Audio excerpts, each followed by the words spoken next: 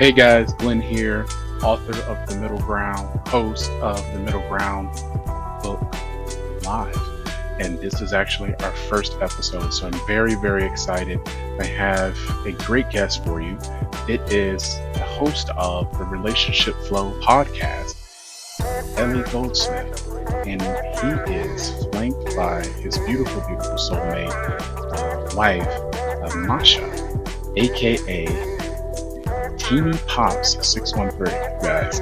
So they have a weekly podcast that they do from their home country of Israel that talks about some of the tenets that we share here at the Middle Ground. So make sure that you click on, you like, you subscribe to what we're doing here at the Middle Ground, however you came to us, whether it was through Facebook, whether it was through TikTok, YouTube, or Instagram. Thank you, thank you, thank you so much. Also, please share this episode and future episodes and past episodes, and let us know in the comments below what you think of the time with the guest. So without further ado, we're going to go ahead and get directly into the Middle Ground book live. This is going to be our first live, and we're so excited that you guys were able to join us. Thank you. Yeah, so welcome to our Relationship Flow meets the Middle Ground. That's Glenn Sandifer. We're so happy to be here. And we know that this guy, Glenn's doing some big stuff in the relationship space, especially with dating and marriage, something which we have a lot of respect for. You know, we've gone on our journey, and we know how important part of our life was that we were able to find each other and get to that focus in life. And even though now we're married 21 years plus, it's been a struggle, the two of us. Yeah, congrats. And but it's been a struggle that we know that we're on the right way, like we're getting closer. We want to go on it together. Exactly. So I'm Eli Goldsmith. This is my soulmate, Masha Goldsmith, aka Teeny Pop 613, and she's honoring us with her presence. We did do a pre-game episode together, just Glenn and I, but to have my soulmate present is a whole nother level, and we appreciate Glenn making the space for us to do our thing. Thank you. And I appreciate the opportunity to speak with both of you and your audience with the Relationship Flow podcast. I am interested, and I think a lot of people are that may not know, soulmate. What is kind of the context behind the language around soulmate? It's very intentional for those of us that have grown up with a faith-based belief system. So talk to us a little bit about why you guys like to use that. Well, from the first time we met, there was always that soul connection.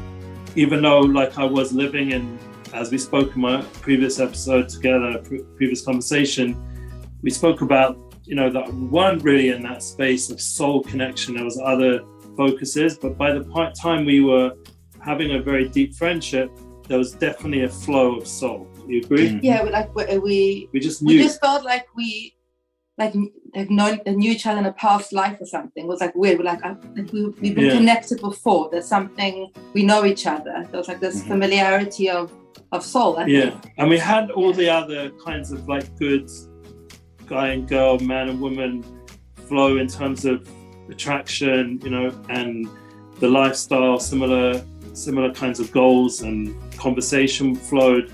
But the soul thing really was like very, very profound and overwhelming. It was almost like tearful because it was so. Yeah. Well, we were also at a stage of our life where we were kind of like tired of the way people in the world were just becoming very superficial and more material, and we were going on our own soul journey as well, which is how we also connected. Because we just had very deep, real conversations about life and things. So we were open. We were very open, but we also saw that we were.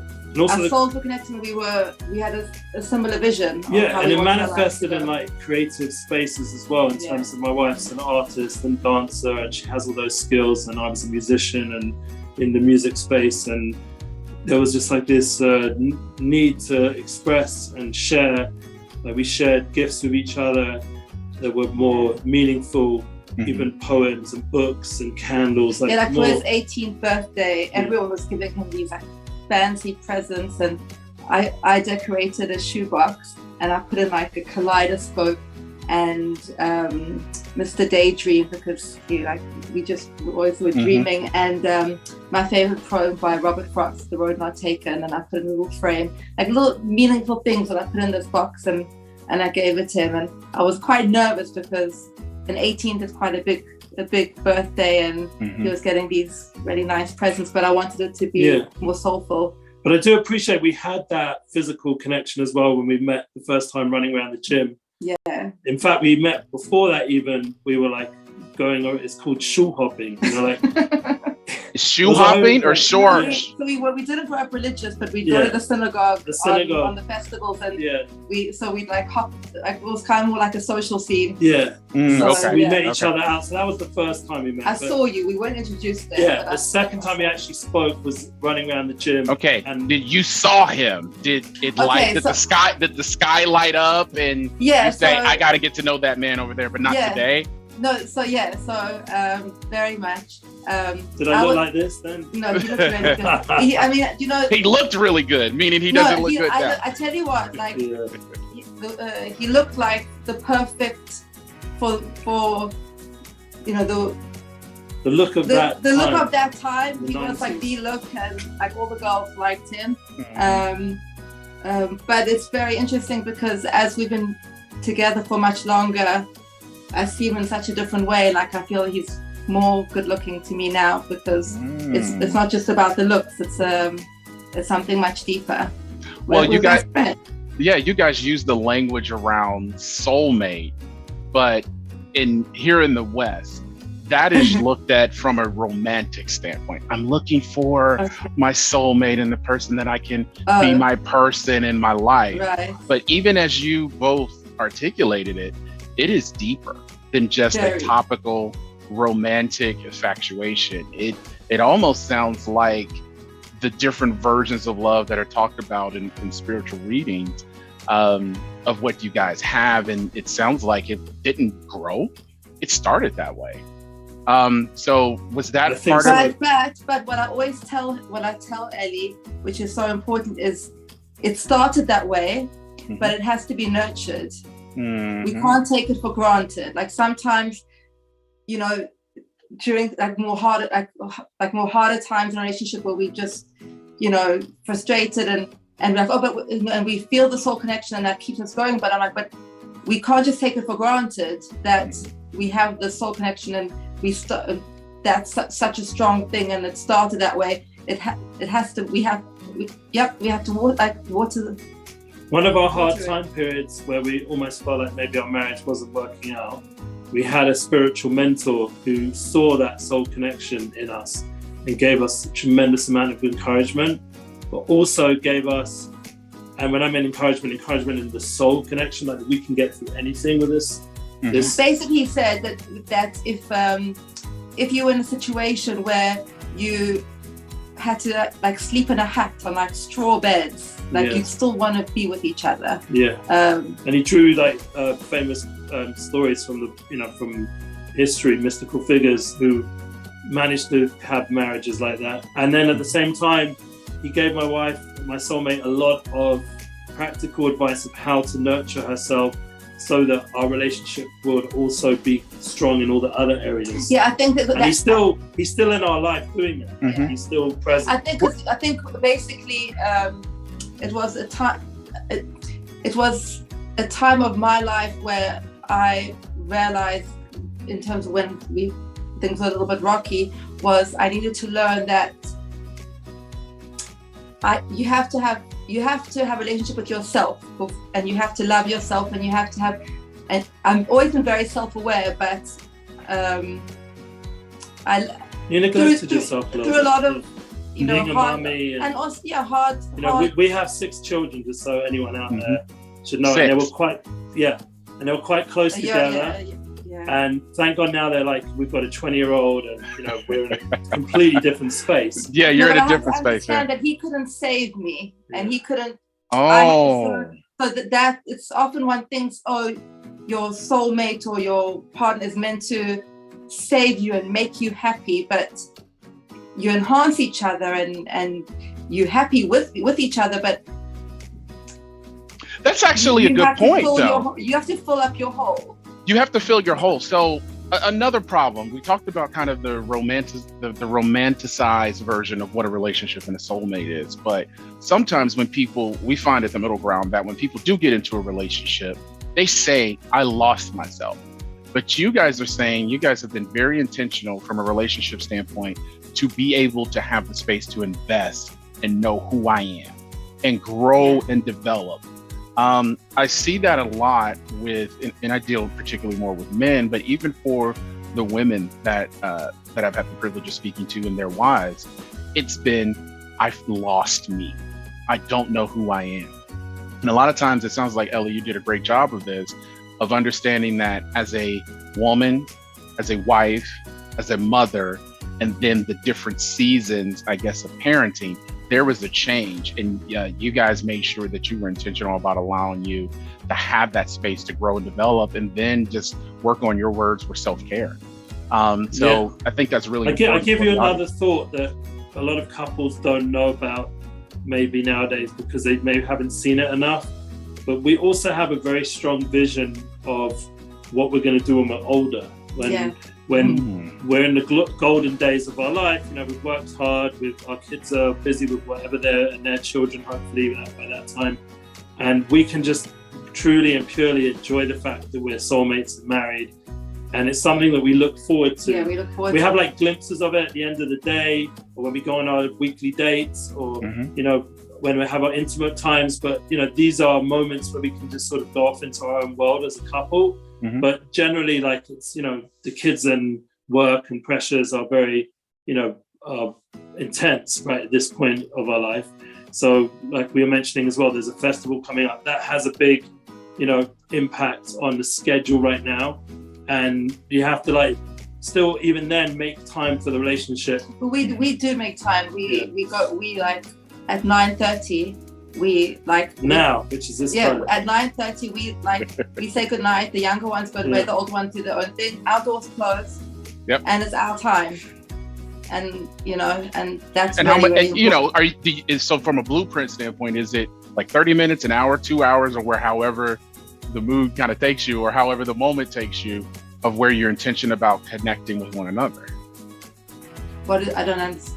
At night when we go to at night room? So everyone's down, so being intentional about kind of the framework, you have it, but do you guys put time limits or things on it? No, there's no time. I can fall asleep. Yeah, these days I wake up at 5:30 every morning, so so I get quite tired, but we just love just listening to music together and just like connecting, or even our intimate life is very important. And that's also really, really important in a relationship. It's also that we have, remember, the world doesn't know about this so much, but Andrew Huberman brought it up recently, the idea of 2 weeks on, 2 weeks off. I don't know if it's discussed, but let's dive into that. 2 weeks on, 2 weeks off. So in our faith, when you're not having our spiritual system, when you're not having children right now, so then the wife is No, not with the children. When a woman is menstruating. Yeah. So right now we're not having children, so you're menstruating 2 weeks on, 2 weeks off. Oh, meaning I'm not. Oh, yeah, right. So it's not exactly 2 weeks, because we also add on an extra week just to really. I don't know why, but we do. The system. Yeah. But the point is that what it does is it creates a tremendous excitement, a renewal in the relationship. Mm-hmm. The night of when we reconnect is a very special night. There's a tremendous energy. It's as if it's the first time. Yeah, like we just got married. It's like a wedding night every month, and then the times after that are different. But the point is, it's exciting to build towards that every 2 weeks, and the separation time works with obviously the menstruation, and that. It gives a woman a break, and it also gives time to also work on your relationship of your friendship side of things. It's not only about only about the physical. It's, there's so many also brother, sister. There's other aspects of our relationship that we felt before we got married. Like we said, that soul connection. The soul level means all the different aspects of you can have relationship with other person, they're all given their time for like focus. So we have the husband, wife, we have the brother, sister kind friends. Like there's all different kinds of ways of connecting, and it's important that those 2 weeks on, 2 weeks off give you that. And obviously, as you get towards the end of the 2 weeks of separation, the drive and the intensity grows. Like if you have a healthy, in that sense, and you're excited for each other, so then it just gets more and more like exciting and builds up, and then it's like the ultimate date night every month, instead of it just being again, done this before kind of thing. It's completely like renewed. So what encouraged you guys to begin the Relationship Flow podcast? So that's a good question. He started it himself. I don't know how. I had 3 podcasts. I'm quite a private person. I'm very expressive and open when I talk to people. I really enjoy having deep conversations. I'll always be open about myself when I'm talking to people, but to expose myself like on social media or things, it's a little bit, I get a little bit more nervous, but so maybe that's. But eventually you agreed. Yeah, I agreed. And I knew that really to make a relationship flow, it shouldn't just be one-sided. And we do watch other couples like Cara and Nate. They're like a YouTuber couple who go around. I don't know if you've heard of them. They're really cool, fun people, go around, travel hundreds of countries. We've watched these kind of like YouTubers who seem to have really good relationships and are able to communicate without getting specifically into the relationship focus, but it comes up every so on. I think we also just wanted to, we're very real people. We're not trying to pretend that it's all easy, and we're not trying to pretend we know everything. We just thought it would be also just nice to just share what we go through, what's worked for us, and when things are hard as well, and how we deal with that also. And there were examples, like back in the day, Tom Billy used to do a podcast with his wife. I don't know if he still does it, Relationship Theory, I think it's called. There was just a bunch of people doing it at some points. Who else? Recently, I see Jay Shetty. He's actually working with my family funny enough now. So Jay Shetty's got a really successful relationship podcast, and he has his wife on it every so on. Not that often, but I just feel like my wife is a much deeper expression emotionally than what I would be able to do. So it balances me out. I'm much more like floaty, or like, what's the word? Aspirational, dreamer. Abstract. There it is. Yeah. So it's very important for me to be brought down, to be relatable, because I can take people on spiritual journeys if they want, but my real goal is to know how to be spiritual down here, how to be spiritual with the wife, with the soulmate, how to be spiritual with the kids, how to handle money situations, like real life. And that's where the real struggle is, because I can definitely be spiritual, no problem. Like that's natural, that's easy for me. This is where it's the real fight begins, in the real world, in the real daily grind. And that's my wife as soulmates helping me to spiritualize those aspects of my life by being hopefully valued and having good values and living them. And I feel like people right now are missing that focus, not because of their fault, but just because people like you and myself, we haven't yet become as big and mainstream as we need to be. And the voices out there of mainstream media generally missing that. So there's a big space right now for people like ourselves to really impact and emphasize the relationship values and how important they are. Jay Shetty's doing a pretty good job, but like I said, there's much more room for more. There's that Stefan guy just had on his podcast, but there's still so much room for more, because everyone's coming from different perspectives, different experiences, and I think our unique journey can really help give hope to people that there's a deeper level of relationship flow and success. So I think that's one of the reasons why we did the podcast. Okay. And also to show what we spoke about before, knowing who you are and having place to find out who you are, because in order to have a relationship with somebody else, you have to know who you are and what you want, and what your values and aspirations are. I think that's very important. That's actually a really good transition. So at the middle ground, we believe that everyone can have the relationship outcome that they're looking for. You just first have to know who you are, know what you want, know what you qualify for, and know for who you qualify for, what they want from you.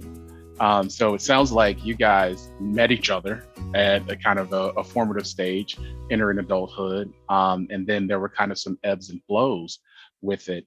How would you say and give advice to the audience after going through that process of what we spoke of the core 4 tenets? How do you keep the relationship moving and thriving as individuals do change it? You want to go? I think, well, first of all, as you said, we started straight away with that soul connection, and what I said before is the need to nurture it. And I also came into our relationship with a bit less self-confidence, and as much as I was aware of myself, but I was still finding myself. So I think it's really important in your relationship to always to keep on trying to what's the word, like take into account, like we always say in our podcast is to regroup. We always regroup with ourselves and regroup with each other. So it's not like something that, okay, this is it, this is who I am, this is who we are, this is how we do things. It's because there's always new things happening, new things being thrown at us, new dynamics, and also, and we're evolving people as well. So it's just, I think feel people also regrouping. Exactly. I think people need to realize there's a process as well. They're way too impatient. Like, people need to give much more time for the relationship. They're like, well, I can just get divorced, God forbid. It's so easy to just get yourself out of that, and that's not really the right mindset. Like I said, you have to have a long-term plan. It has to be the long game. And example would be our spiritual mentor. One of the things he said, which is very important for me to hear, was that your wife needs to know that you really love her. And to you think, well, I married her, obviously I do, but sometimes it's more than that. You have to, but not sometimes, it always is. So you have to really be patient with that process until that moment when my soulmate turned to me and said, I now know you love me. Like, really. Remember that? And that was like years into our relationship. Years. It was and we had kids, and we've done all the things a relationships do, but for her to really feel that I love her, because I'm coming from England, a bit more like cold-hearted, like business background, in the music world, tough sort of mindset. And it took me a lot for our generation to sort of undo some of the lack of emotional healthiness of the previous generation, to start to becoming more emotionally attuned and more expressive of love and more empathetic, and all the good things that people need to do in relationships. But it took a process. It wasn't immediate. We had to learn each other. Yeah. Just as we're learning ourselves, we also have to learn each other, and I think that's really, and also knowing we're totally different. We're also safe with each other as well. We're very safe. When we've done some crazy things to each other in terms of like not respected each other's boundaries and spaces and stuff, but we're still able to forgive. Well, we're safe because we're able to talk about it. We talk everything out, and even with our kids, honestly, our kids. So if you ever get into the next book, when you start talking about children, like, oh God. No, but just we talk away everything is talked out. No, so the next book, kids, I will let you all do the book and the podcast first on parenting, because my wife and I are still on that parenting journey. Our kids are very young, but it's forced us to do a lot of things. I often talk about and say, for a relationship, if you can do the core 4 tenets and you're willing to do the work, as a man, you sign up for duty and responsibility, and then you have to learn to love. And that is taking all the information from the past of the woman that you're choosing. For women, they have to make a bet. You all have to make a bet and say, all right, this guy eventually is going to love me the way that I need to love, provide, protect, profess, priest in our home, and continue the legacy and move it forward.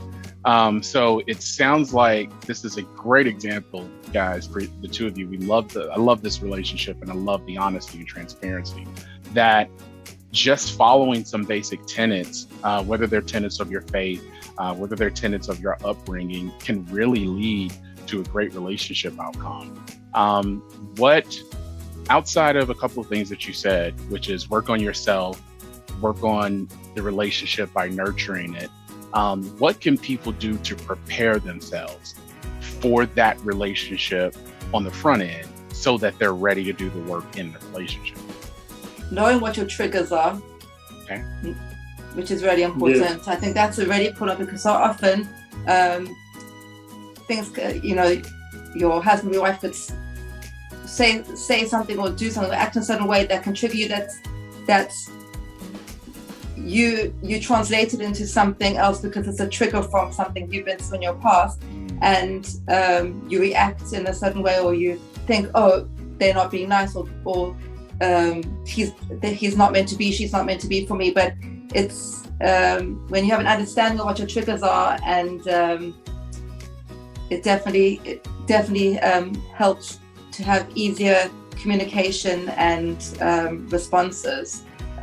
So I think it goes back to just knowing who you're, understanding. That's self-awareness. Understanding yourself, understanding your. We even though it's still quite superficial and when we were teenagers, but we still, according to that time of our life, we're really working hard to be more self-aware. Yeah. So we could appreciate each other. By the time we were in our early 20s when we got married, we were just knew enough about each other, right, that there was a connection. And that self-awareness, people need to really step out of all the noise. We took a break from the world, Yeah, we did. I was running nightclubs before that and all kinds of noise, and I just said bye. I literally only had one phone number that was a lady on my phone, and it was my best friend at that time, which became my wife. So literally just eliminated all the noise. Imagine nowadays only having one, opposite sex on your phone. And this wasn't from religion. No one was coercing me. Wasn't any rabbi or priest or anybody out there telling me to do this. I just came to this awareness. I need to turn the TV off, which would be nowadays, whatever the phone is. I needed to just disconnect from all that noise and just focus in on who I am as a person. Then I could see who the other person is. So everyone just needs a bit of cleansing. Like, Jay Shetty talks about his years as a monk, monk wisdom. I mean, whatever path it is, but you've got to have just know how to communicate as well. Yeah, and then once you've done that, you should hopefully communicate, because now the noise isn't there, the distraction isn't there. So it sounds like other work on the front end, audience, is make sure you know your triggers. In our book and at the Middle Ground, we talk about the traumas. The traumas, both learned, unlearned, and unexperienced, kind of lead us to a belief system. Perfect example. We say that for the modern woman believes that education, career has to be achieved in order to get the protection and the provisions and the long-term building, because there are not enough men that are willing to be in that traditional role. So we say, if that's the case, great, find a modern man. But if you find yourself not having the relationship outcomes that you want and you're triggered, there is something here emotionally we have to work with, and we say those traumas need to be therapy. So we always recommend, if there is a true medical diagnosis that goes undiagnosed, or there is a deep trauma rooted through a loss or an incident, we always tell people to get that therapy, because working on that allows you to become the best version of yourself for your future significant other or partner in your life. So I'll do one last thing, and I got one question, because a lot of the stuff that you guys are saying is great. Can one of you or both of you kind of give what was kind of the family dynamic? Mom, dad, religious belief, location, and how has it? Yeah. Our parents? Our parents? Yeah. Oh, my parents got divorced when I was 3. Okay. Not religious, traditional, but not religious. And my father moved to a different country when I was 6. So my brother and I would travel to go see him during our school holidays. So yeah, we So yeah, that's. And when we got together, they were very happy about us getting together. Your parents. My parents were like, "Oh my God, what's going on with my son? Like, we want him to be a lawyer." Or so his parents were worried. Be in the music business. I'm from like a dysfunctional family. My parents are divorced. Yeah. And that what was are you marrying into this family who, you know, blah blah blah? Because there was also, you know, in England there's more of a class system. You know, like they're more like, you know, the higher class, like in terms his of family are more status and, you know, VIP sort of. So it was like, you know. It's a bit snobbish, but that was how it was. And, you know, and also they've seen how we've given up a lot for our journey together, and they don't understand it completely, because for them, you know, they struggled so hard to be successful. That should be the focus more than anything, you know. Whereas, you know, I would say that our relationship is, thank God, is on a whole nother level than where we grew up. I think your parents really appreciate, both our parents really appreciate our relationship. Yeah. They see how much we work. Like her father on the last, we just made it's called a bar mitzvah. I'm sure everyone knows what bar mitzvahs are, because Adam Sandler popularized it. But the point, maybe it wasn't just him, maybe it just always was in Hollywood or whatever. But the point is that we just made one. It was our last one of our boys. And her father saw us at that moment sitting in this nice Airbnb on the couch at the end point of that, and he was just like, yeah, you know, he gets that we're soul, you know, connection. He has that moment of like soul, and you know what I'm saying. He just got it. And my father as well has had those moments with us as well, and it's nice to see when there's those good moments when we're not talking about money or struggles or the kids, when there's just a moment of recognition from our parents. Yeah, you're you know, there's a good thing going on here, and that's really validating, you know. Yeah, that's really great, guys, because a lot of times what I hear is, I came from this background, so I won't have any success. You guys have said that's turned that theory on its ear, and not only thrive in your relationship, but are providing a blueprint for other people, and that's really, really admirable from our standpoint, for myself and for us here at the Middle Ground. Last question. There are 6 types of men and 6 types of women. I'm going to ask each of you. So I'll ask first, what type of man would you identify as best? Let's take out what I know you're not. You're not a boy. You're not an F-boy. Would you be a guy, a male, modern man, traditional man, or high value? Between the guy and the high ground, I think. Guy and high value? You're not a guy. The guys are just dudes that are at here we have a Target's International, Target, Starbucks, so high value. And high value. Yeah. You're not traditional. No, you're not traditional. High value. You're not traditional. He's not. He's working on it to be more. Yeah, but he's not. She helps him with the tradition. He's not a natural, traditional, typical. You know, I consider myself more revolutionary in the way I think and do things.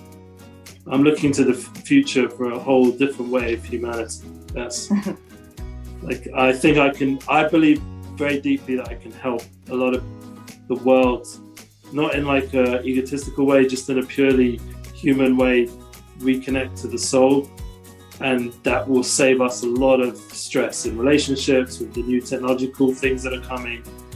And I think that it's the idea of a relationship where that is the most manifest. That's why it's so important that I develop this with my wife and my soulmate, as hard as it sometimes is, because it's really where the true mission of what I feel I'm here for comes alive, even though it's like probably the hardest place, you know?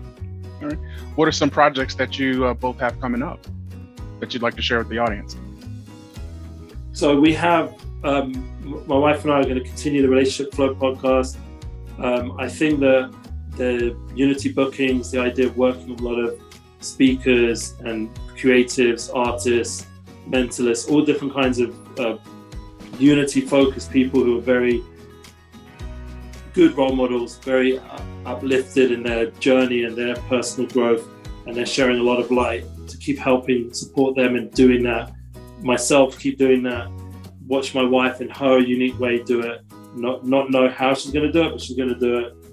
And also seeing it starting to happen amongst my children and the community I'm in, and just generating a lot of positive light in a world that, you know, needs it more than ever.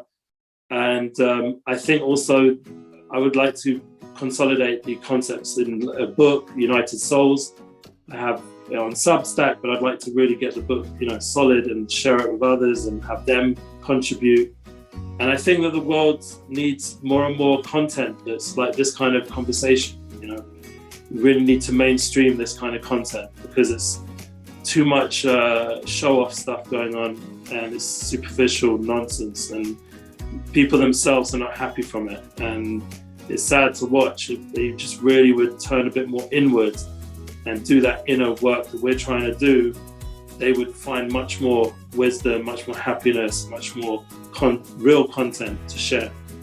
They just need to. It's hard work, though. That's the thing. Have to face that pain. Stop escaping. You really have to face yourself to do what we're doing, and it's hard. Sometimes don't escape. It's hard, but it's the only way, I think. We all need a moment of chilling out. Yeah. I'm not like saying I'm this like guru or something. We all need moments to chill out. All of us. We're all human, and that's part of humanity. But to only chill out, like to only avoid and escape and think that's going to bring happiness in relationships, it's nonsense. You know, they're missing who they are, and they're missing the other person in their life, and you know, they have to tune into that core truth of who they are and be real with it. Okay. Well, guys, we're coming up on time, but I definitely want to thank you both for the opportunity to speak to your audience and for you to share your story with our audience here at the Middle Ground. Where can the audience connect with you all? So you've done the promotion for us, Relationship Flow podcast, and I'd like to hear more from your content as well. The Middle Ground is definitely needed, and we're just excited to see collaborative projects like this. That's my Unity Inspires projects is my main brand of bringing together like-minded. Or even not, but like-minded. Yeah, and I'm excited to see where this can all develop. I'm definitely trying to ground myself more and more, like you wrote in your book, The Middle Ground, finding that place to build from, and I think that's really important. I think I can learn a lot from you as well, Glenn. Okay. Well, I thank you both again for your time today. I know it's late where you are, and we're in Passover, correct? So I know it's coming. Passover is coming. So the preparation. That's right. There's Passover and there's the preparation for it. So I understand you guys have made a big sacrifice, which is an investment in the relationship that we all have. So I thank you guys for this time. I'm going to go ahead and end it here. Make sure you guys, to get more content like this, you click or subscribe to the channel below, and we'll make sure that we tag all of the links so you can connect with the Relationship Flow podcast. I've been Glenn, and welcome to the Middle Ground.